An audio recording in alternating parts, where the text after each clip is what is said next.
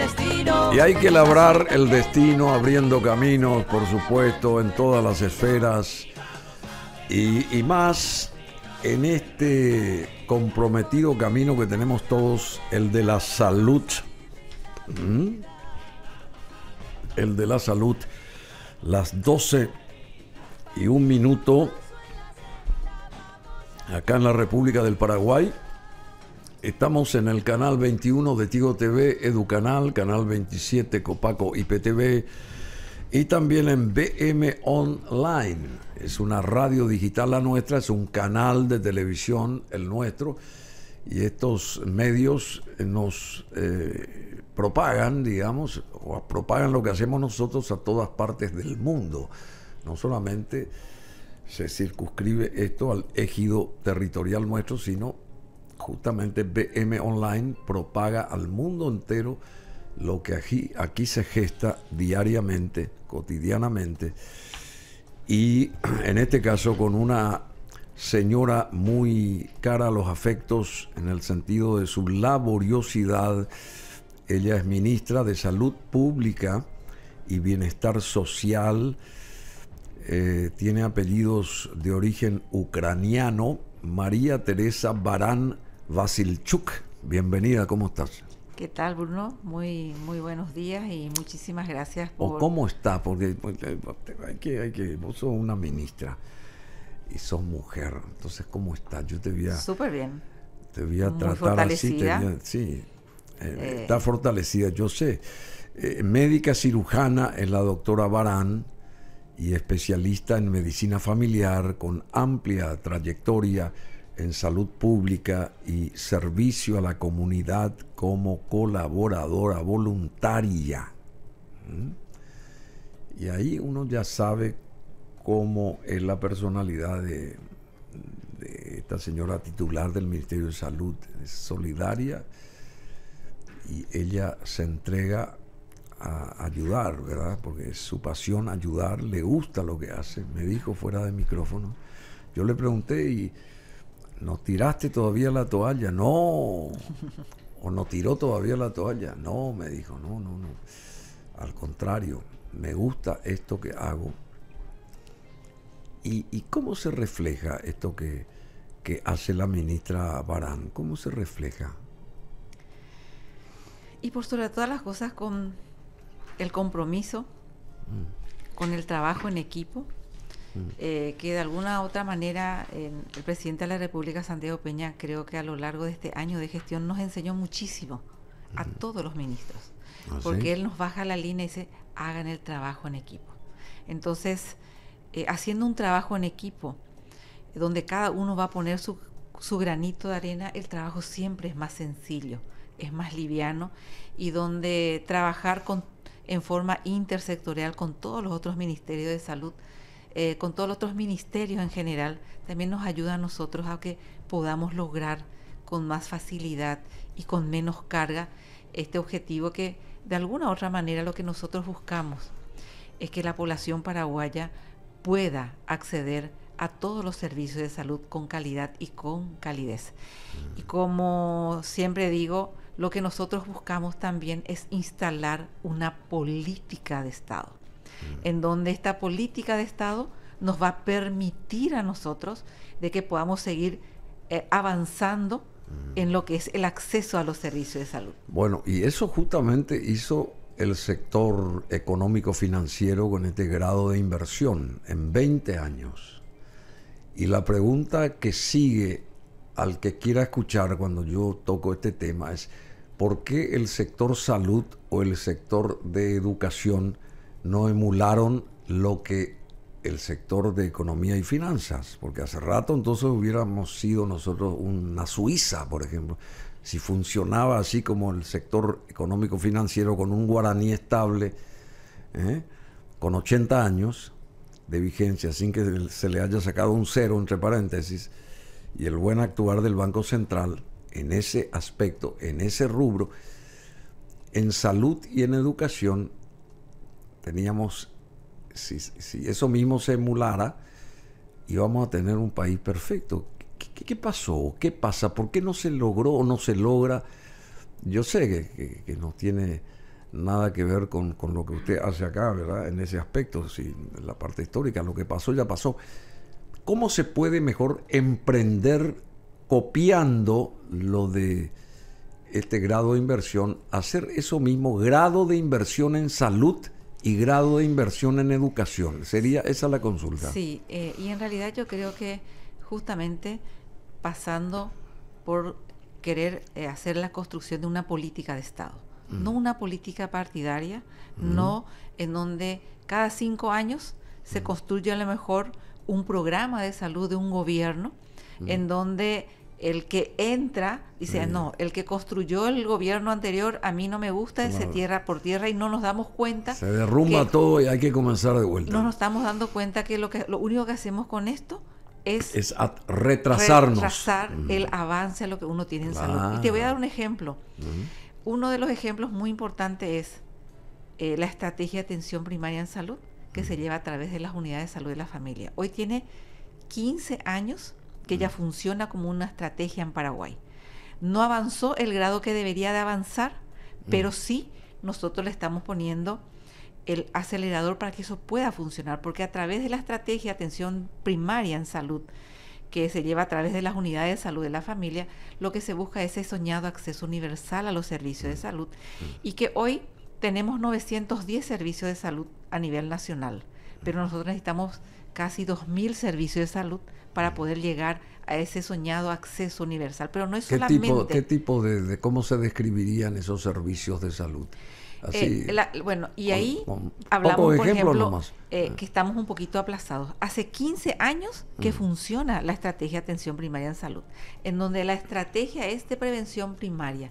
¿Qué significa prevención primaria? Es evitar que la gente se enferme, en donde un equipo de salud de la familia está constituido por un médico, por licenciadas en enfermería, por promotores comunitarios, en donde aquí la función más importante de este equipo es que la comunidad esté sana. Por ejemplo, que los niños tengan su cobertura completa de vacunación, que una mujer embarazada tenga sus controles prenatales adecuados, que los diabéticos, los hipertensos estén bien controlados. Y ese equipo sabe, por ejemplo, cuántos hipertensos tiene en su comunidad, cuántos diabéticos tienen en su comunidad y que estén bien controlados. Es una estrategia donde debe funcionar de lunes a viernes, de 7 de la mañana a 3 de la tarde. Entonces, ¿por qué digo que no hemos hecho bien los deberes? Porque a pesar de que hace 15 años se instaló esta estrategia, la población no entiende cuál es el mensaje o cuál es la función de las unidades de salud de la familia, y a veces exigen que funcione 24 horas. De repente te dicen, no nos podemos enfermar después de las 3 de la tarde, no nos podemos enfermar los sábados y domingos.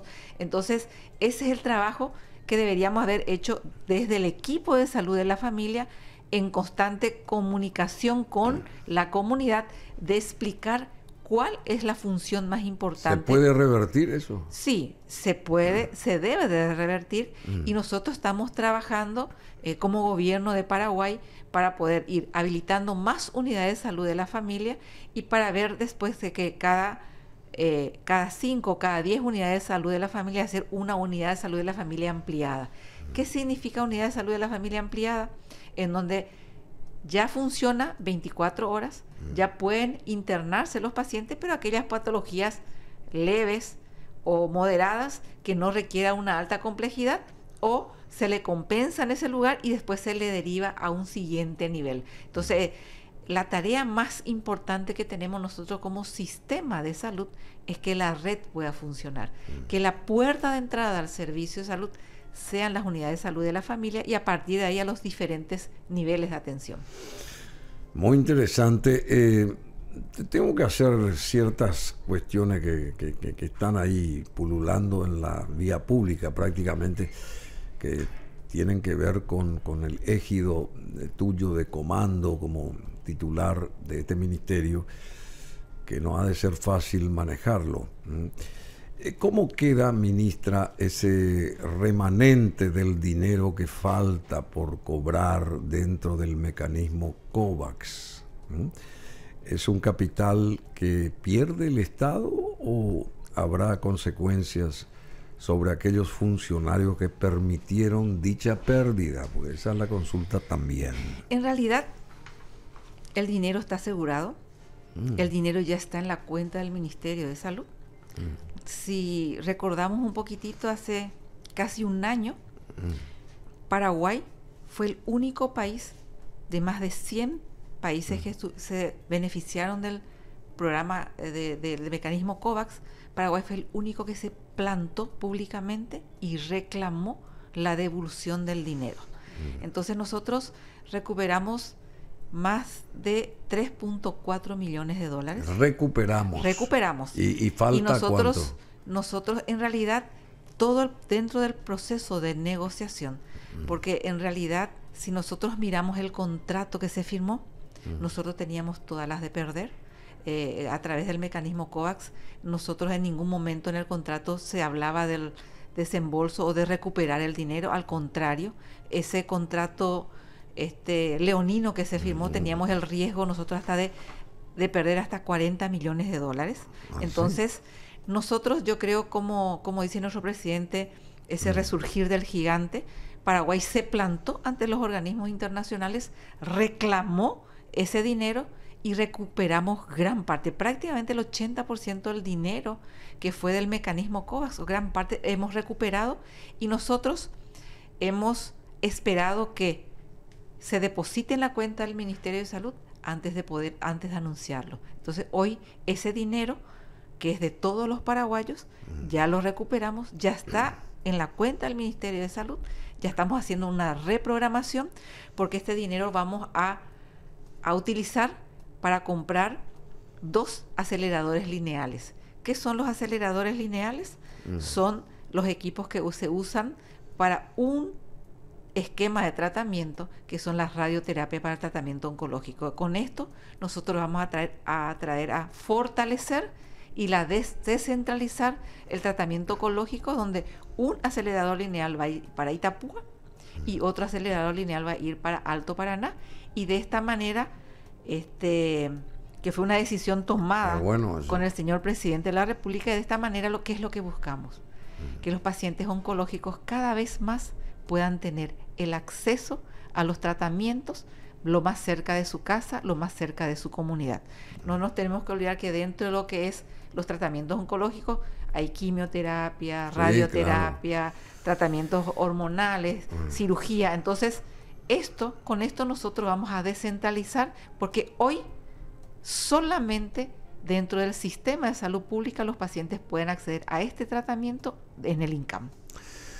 Bueno, otro tema del que se habla mucho es la cuestión de la salud mental, ministra Barán, pero poco se hace al parecer, porque el neuropsiquiátrico sigue en un estado, hasta si se quiere, lamentable, y la famosa mejoría solo parece una suerte de camuflaje. No sé cómo es el asunto, porque yo sé que es un tema difícil y de manejarlo también, un tema difícil, pero ¿qué posibilidades hay de mejorar en esta cuestión de la salud mental? Porque ahí puede estar algún familiar de uno de nosotros también, y al fin de cuentas son seres humanos los que están, no son bolsas de papa ni qué sé yo, enemigos de la sociedad, sino tienen que ser amigos de la sociedad o integrantes de la sociedad, a pesar de sus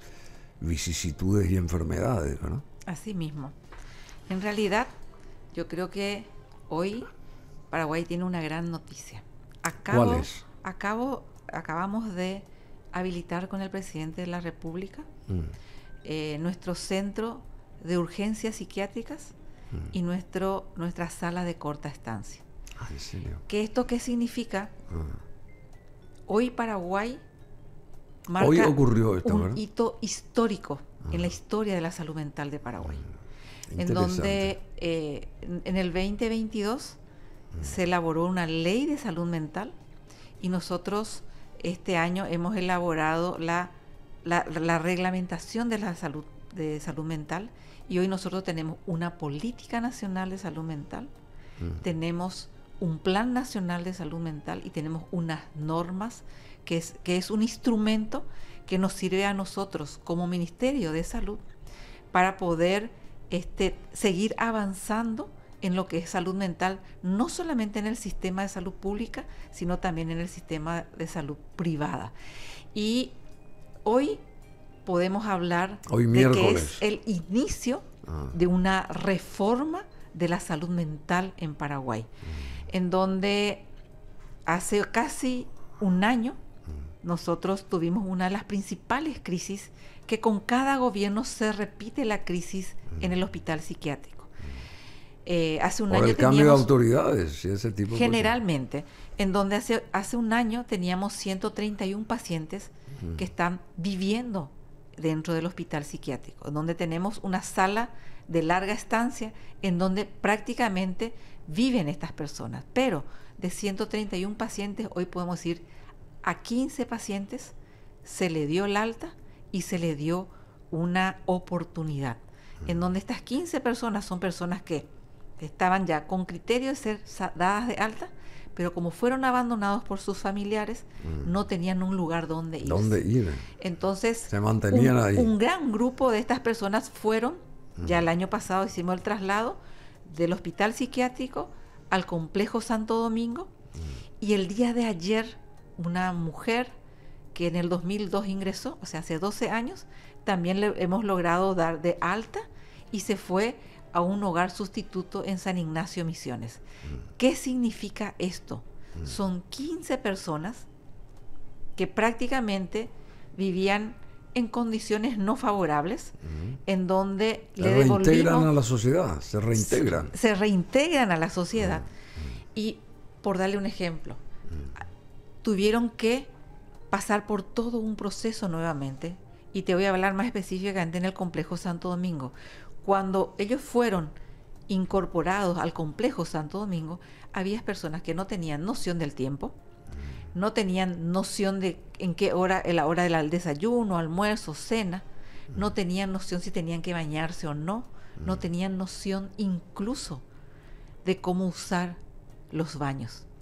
Qué bárbaro. Entonces, hoy les puedo decir de que verle a estas personas la cara, antes tenía una mirada lejana, una mirada perdida, hoy tienen una sonrisa, hoy están compartiendo con personas adultas mayores y viviendo una vida sana y saludable en el complejo Santo Domingo.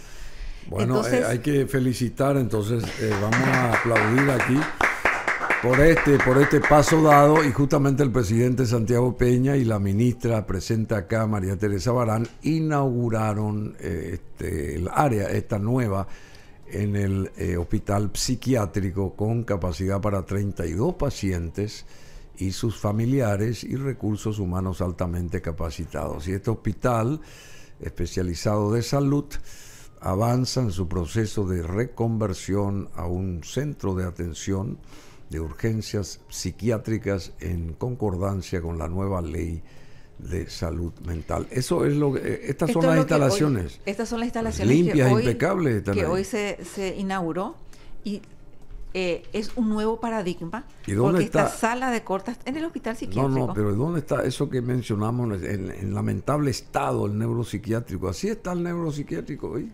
Así está hoy. ¿O está el área esta nomás? No. Así está el área hoy, y así está donde todo lo que queremos modificar y cambiar. Por eso yo suelo... Ya hasta flores hay. Por eso salí a decir que esta sala de corta estancia, la habilitación de esta sala no es solamente la habilitación de esta sala. Porque esta sala de corta estancia, ¿qué significa? Que los pacientes con trastornos mentales van a poder internarse a puertas abiertas. No hay rejas, no hay nada, no hay y van rejas. a poder entrar acompañados de sus familiares. Qué fabuloso. Entonces, no hay rejas. No. Y donde... O sea, no están presos. No van a estar presos, en donde van a poder estar acompañados por sus familiares, y donde se rompe acá el paradigma en donde esto no es un depósito de seres humanos, claro, sino es un lugar en donde los pacientes se van a recuperar de sus problemas de salud mental con profesionales altamente capacitados, médicos, psiquiatras, psicólogos, terapeutas ocupacionales, enfermeros entrenados, y en donde se busca no solamente la recuperación del trastorno mental, sino también la reinserción en la comunidad. Por eso hablamos de la reforma de la salud mental, porque aquí el componente más importante y fundamental es la familia y la comunidad, porque es ese el lugar donde generalmente existe el estigma y la discriminación, y estamos trabajando también con el componente comunitario para que la comunidad le comprenda y le entienda.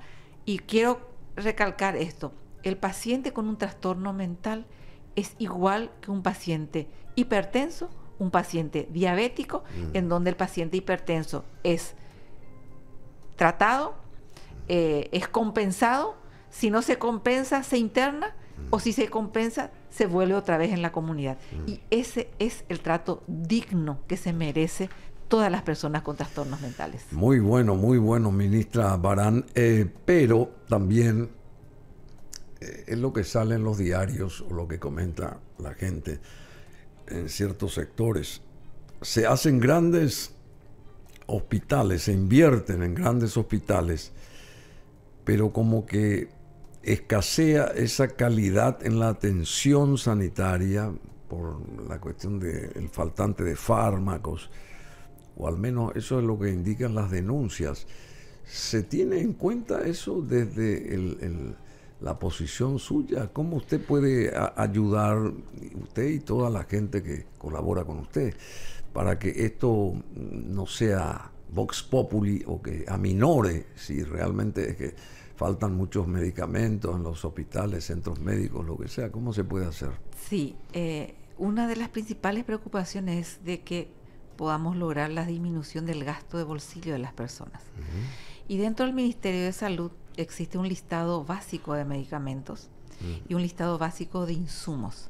O sea, dentro de lo que es el listado básico de medicamentos hay un ítem, cerca de 500 ítems, y de lo que es insumos básicos, cerca de 680 ítems. Entonces, lo que nosotros como Ministerio de Salud buscamos es garantizar el acceso a este listado básico de medicamentos. Entonces, hoy tenemos dos licitaciones, la LPN 7 y la 15, que son casi de 85 millones de dólares, y con esto nosotros estamos garantizando de que pueda haber estos medicamentos en todos los servicios de salud, desde las unidades de salud de la familia hasta los hospitales especializados.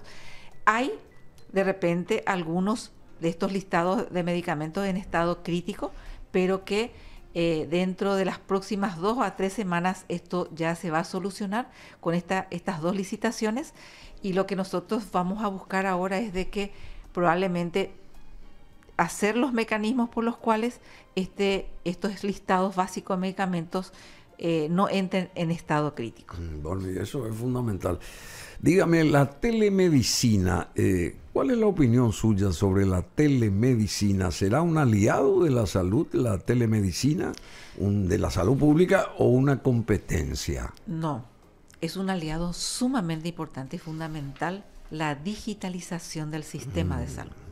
Y aquí te quiero comentar, de repente decir, cuando nosotros tratamos de instalar una política de Estado. El sistema GIS es un sistema que es GIS, que es por sus siglas en inglés, donde hay un GIS hospitalar, hay un GIS en consultorio y hay un GIS en urgencia. Este es un sistema que nosotros hoy tenemos un apoyo enorme del gobierno de Taiwán, en donde Taiwán es uno de los países que tiene el mejor sistema de salud a nivel mundial.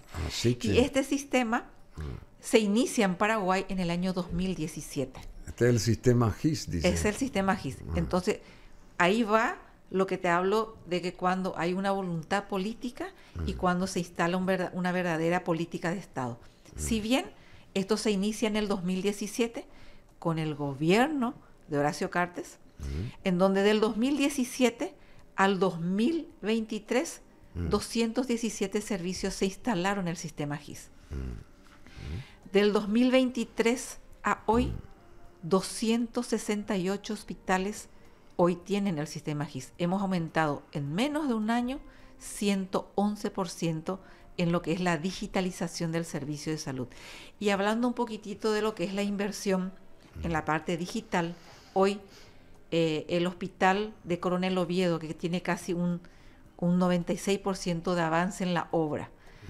Va a ser el primer hospital digital del país, totalmente digital, en donde es el primer hospital de alta tecnología que vamos a tener en el interior del país. Coronel el Oviedo. segundo hospital es el Gran Hospital del Sur, y después tenemos 5 hospitales más que ha anunciado el presidente de la República para la construcción, que esto también es un trabajo coordinado y en equipo, Ministerio de Salud, entidad binacional, Itaipú, que es producto de la negociación de Itaipú, que eso va a hacer de que podamos construir más hospitales, el Ministerio de Obras Públicas, organismos internacionales que nos están apoyando para la construcción de estos hospitales, donde vamos a tener un hospital en Concepción, un hospital en El Chaco, un hospital en Santaní, otro hospital en Asunción.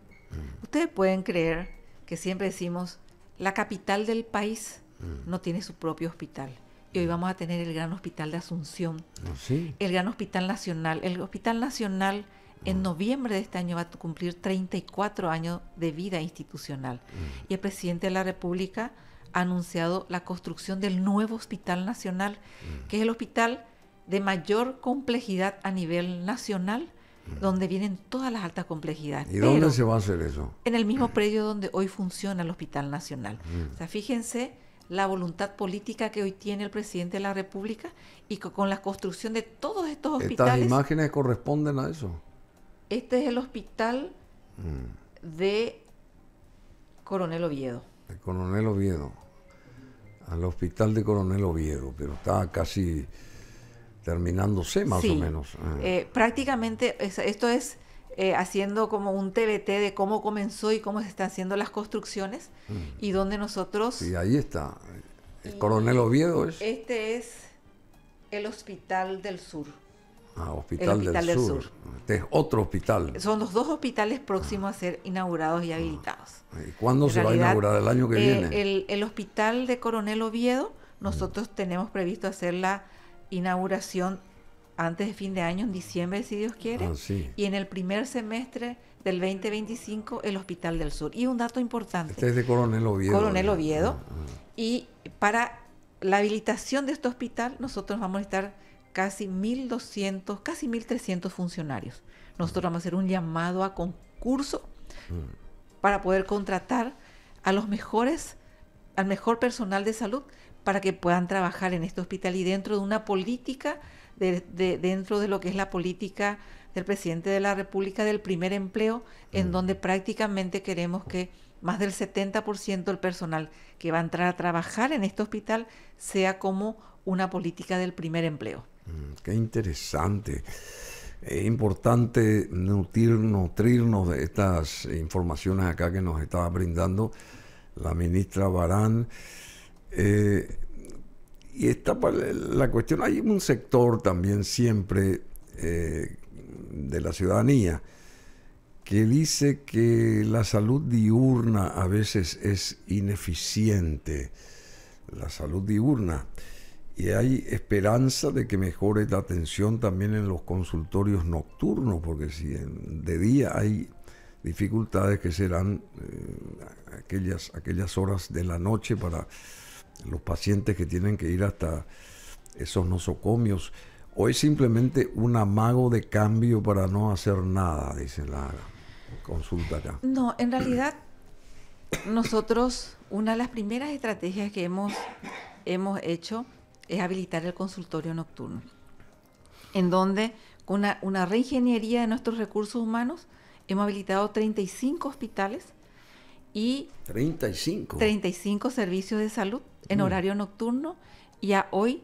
podemos decir que hemos... ¿En toda la República? 320.000 consultas nocturnas en toda la República. Sí. Y eso creo que fue una gran acertada.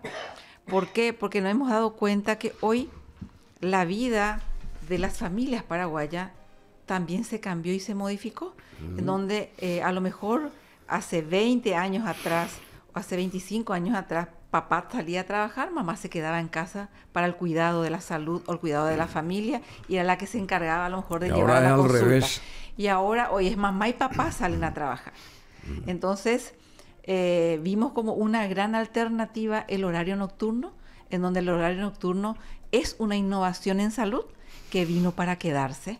Entonces 320.000 consultas nocturnas se han realizado y no es lo mismo consultar en urgencia que consultar en un consultorio en donde estos médicos se dedican el tiempo para hacer el examen físico adecuado y teniendo en cuenta esta experiencia positiva que tuvimos con el horario nocturno, hoy también vamos a hacer el horario extendido en 44 unidades de salud de la familia. ¿Cómo es eso? ¿Extendido? Como te había explicado al principio, las unidades de salud de la familia es una estrategia que funciona de 7 de la mañana a 3 de la tarde. O sea, como estrategia de atención primaria, estas unidades de salud de la familia van a trabajar de 7 de la mañana a 3 de la tarde como una estrategia. A partir de las 3 de la tarde hasta las 21 horas va a entrar un equipo de salud en donde va a ser el horario extendido de la consulta y por sobre todas las cosas, estas 44 unidades de salud de la familia que se van a hacer el horario extendido están estratégicamente habilitados en hospitales que están alrededores para descomprimir las urgencias de los hospitales y para que la gente no vaya hasta el hospital y que pueda ir en su comunidad lo más cerca para poder acceder a estas consultas. La lógica es, y también otra pregunta que me viene otra vez, porque el Ministerio de Salud con la cuestión del IPS, que ahora también está pasando muy mal el IPS, no sé si se agrava más la cosa o... ¿No pueden funcionar en conjunto alguna vez el Ministerio de Salud con el IPS? ¿No se puede hacer un sistema en realidad, un desafío grande, un desafío muy importante es construir un sistema único de salud, en donde nuestro primer aliado es el IPS, en donde nosotros queremos trabajar en una complementación, en una integración, en donde lo que nosotros buscamos acá es no desplazarle al asegurado del IPS, sino lo que nosotros buscamos es complementarnos. De hecho, ya en algunos servicios funciona en forma integrada, en donde el asegurado del IPS creo que por lejos es el que va a salir ganando, porque hoy tenemos más servicios de salud desde el Ministerio de Salud en todo el territorio nacional y lo que nosotros buscamos es complementarnos. Y te voy a dar un ejemplo claro. Por ejemplo, en Ayolas, que es un lugar donde funciona en forma complementaria, a lo mejor yo no tengo la suficiente cantidad de recursos humanos para que funcione 24 horas, los 7 días a la semana, terapia intensiva. Al complementarme con los recursos humanos de salud pública y con los recursos humanos de IPS, ahí el asegurado del IPS puede acceder a una terapia intensiva 24/7 y el no asegurado también. En donde acá nosotros lo que le garantizamos al asegurado del IPS, porque nosotros sabemos y también comprendemos que el asegurado del IPS aporta para su seguro médico. Por supuesto. Entonces, en el momento de retirar estos medicamentos, no es que el asegurado, el paciente no asegurado va a acceder a los medicamentos que es del asegurado. Se divide la acción en donde tenemos una farmacia que es de salud pública y tenemos una farmacia que es del IPS. El asegurado del IPS va a retirar su medicamento de su farmacia y el no asegurado de la farmacia de salud, con el agregante que si de repente no existe un medicamento en la farmacia del IPS, el asegurado del IPS puede retirar de salud pública, cosa que no puede ocurrir con el no asegurado. Bueno, y un ejemplo de esto son justamente estos convenios de lo que habla acá la ministra entre el Ministerio de Salud y el Instituto de Previsión Social, que permiten que asegurados puedan ser atendidos en zonas donde no hay cobertura también de la previsional, al igual que centros médicos del IPS brinden así atención a no cotizantes. Hay un tema que Vox Populi también, el caso de, no tiene nada que ver con usted, ministra, pero usted es médica, usted es madre, usted es mujer, es ser humano. El caso de esta niña violada que murió de 1 año y 3 meses, 4 meses, 1 año y medio, por el propio padre de 22 años. ¿Cómo se puede dar este tipo de historias en nuestro país, en este siglo XXI, en el 2024? ¿Y cómo se le permite todavía vivir a ese personaje? Porque ese personaje tiene que estar de por vida preso, pienso yo, ¿verdad? No sé. ¿Cuál es usted como mujer nomás, o como ministra, como autoridad, porque usted tiene que ver con la salud y en fin, esta chica, esta nena, este bebé, qué sé yo, murió, dice que de dolor, por supuesto. Impresionante, esto es escalofriante. ¿Cuál es la postura suya respecto a esto? No, la verdad que esto es inadmisible bajo todos los puntos de vista, es desgarrador, es triste y te da una pena y una tristeza enorme que una niña de tan corta edad tenga que haber sufrido ese tipo de acciones, claro, ¿verdad? Y de realmente como dentro de lo que es el Ministerio de Salud nosotros tenemos estas alertas. De hecho que esta niña consultó o le llevaron al sistema de salud y desde el sistema de salud automáticamente se hizo la denuncia a la fiscalía. O sea, hay todos unos mecanismos que se establecen dentro de lo que es el sistema de salud cuando un médico evalúa y diagnostica este tipo de situación, automáticamente ya se hace la denuncia a la fiscalía. Pero es cierto, una de las grandes realidades del abuso está demostrado científicamente que más del 90% está dentro de un familiar de primer grado. Sí, bueno. Y esto solamente se puede llevar adelante con educación. Desde el Ministerio de la Niñez y la Adolescencia y con el Ministerio de Educación y Salud tenemos que hacer un trabajo articulado en donde primero tenemos que tener esta ruta de la denuncia, tenemos que ver la forma de cómo los docentes puedan tener la capacidad de poder detectar, porque este caso por ahí se dio a luz porque llegó sin signos de vida a un sistema de salud. O hay muchos casos que se dan cuando una niña de 9 años o 10 años llega al sistema de salud embarazada. O cuando una niña llega al sistema de salud con una infección de transmisión sexual, que es ya la última etapa y cuando probablemente sistemáticamente una niña o un niño es abusado sistemáticamente por el padrastro, por el padre, por el primo, por el hermano, que de repente cuesta mucho identificar. Entonces, todo pasa por educación. Todo pasa con que a lo mejor mamá y papá hablen de estos temas con sus niños, hablen de la importancia que es de que las partes íntimas nadie le puede tocar. Sí, claro. Ni mamá, ni papá. Y que el niño crezca con ese concepto y que si alguien toca esas partes íntimas, tiene que contar. Porque muchas veces, como es el padrastro o como es alguien muy cercano, ese niño o esa niña tiene miedo a contar. Y ahí es donde se hace todo este círculo vicioso y por eso nosotros sabemos de que el camino para esto es indefectiblemente la educación. La educación. ¿Y esto tiene que ver también con la salud mental o no? Por supuesto que tiene que ver. O sea, imagínense un niño o una niña que es abusada sistemáticamente. Jamás se va a recuperar del todo. Siempre va a quedar esa cicatriz en estas personas, pero tenemos que buscar los mecanismos para que esta niña o estos niños puedan recuperarse parcial o totalmente de algo tan feo, tan drástico. Terrible. Porque es una cuestión, yo digo nomás, ni en el mundo animal no existe esa bestialidad que a veces nosotros los seres humanos cometemos. Estoy de acuerdo totalmente con usted.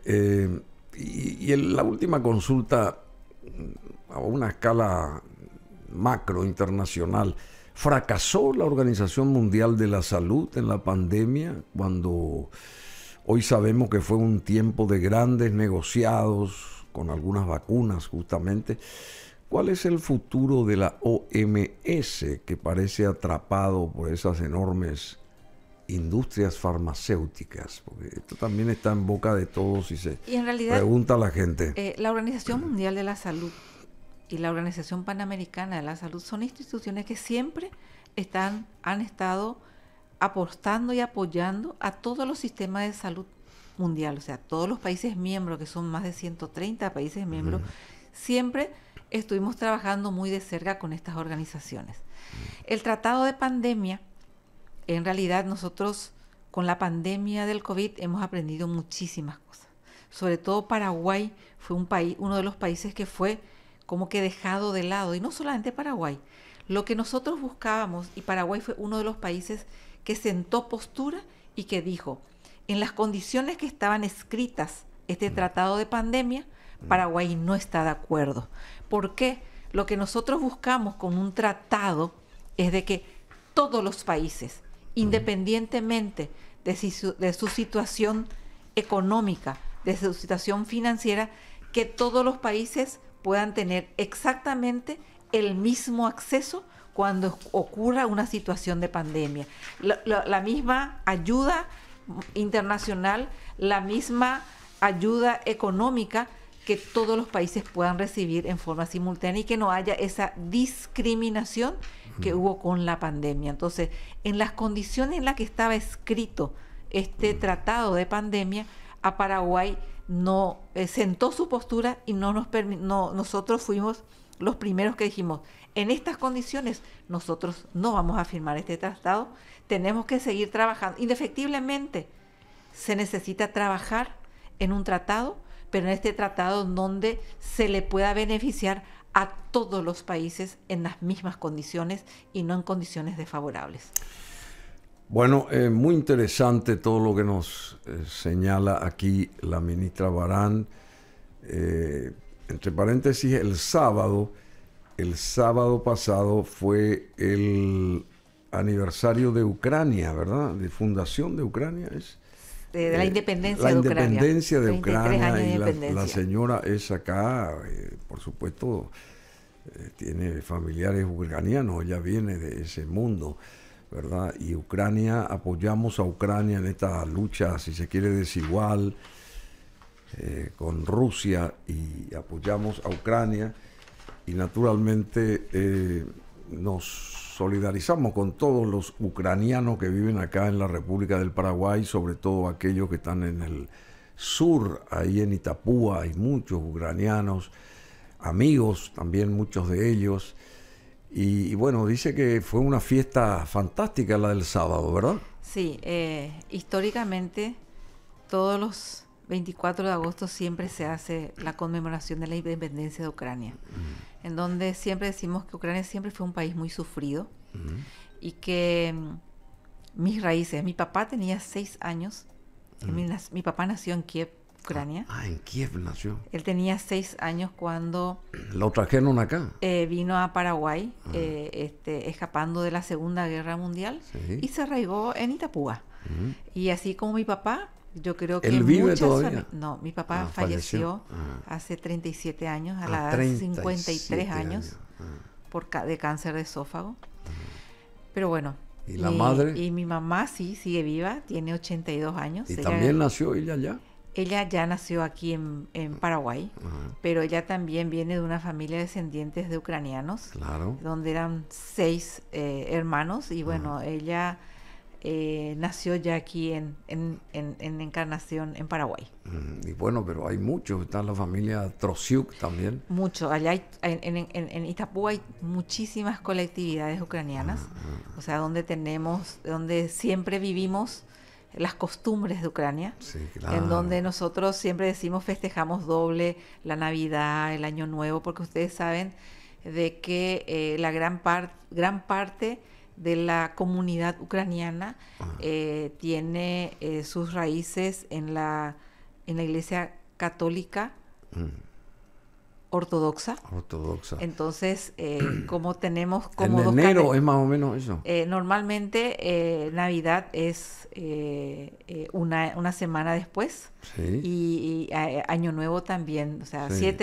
7 de enero suele ser Sí, Navidad sí, y sí, 14 de enero O sea que el Año tienen Nuevo. varios festejos Siempre ustedes. festejamos doble Navidad, Año Nuevo, Qué lindo, che. Pascua, y siempre tratamos de mantener Quiero ser las ucraniano, costumbres. entonces, ucraniano paraguayo, entonces vamos a festejar.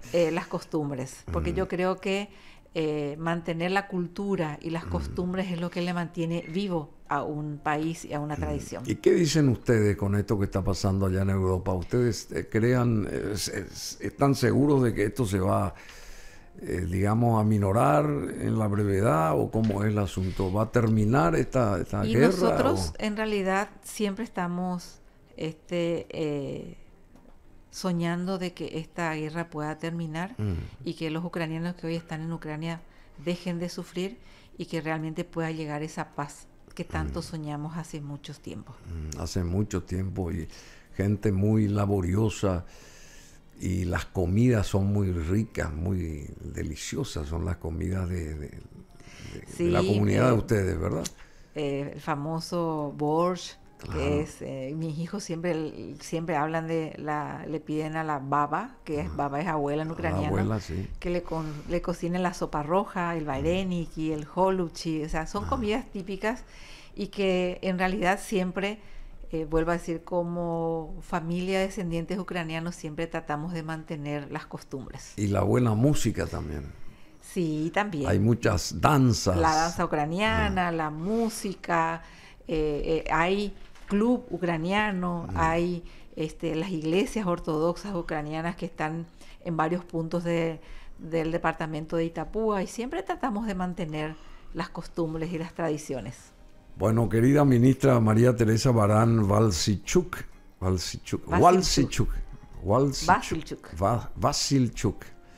Bueno, muchísimas gracias, ministra de Salud Pública y Bienestar Social. 30 segundos, acá hay una cámara. No sé lo que quiera usted agregar o lo que quiera decir y lo que sea. En realidad, lo que quisiera yo es agregar es que vamos a trabajar intensamente con todo el gran equipo de salud para que podamos instalar una verdadera política de Estado.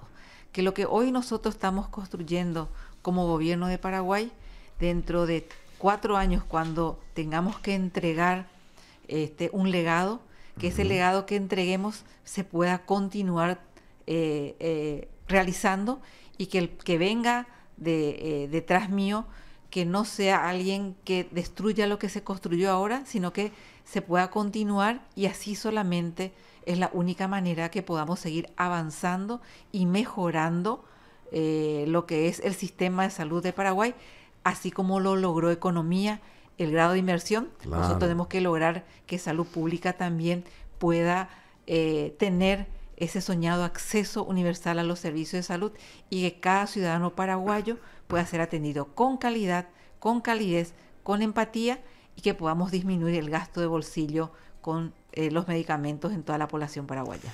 Bueno, muchas gracias y hay que soñar para que se cristalicen los sueños. Yo tengo un sueño, dijo alguna vez hace 61 años Martin Luther King.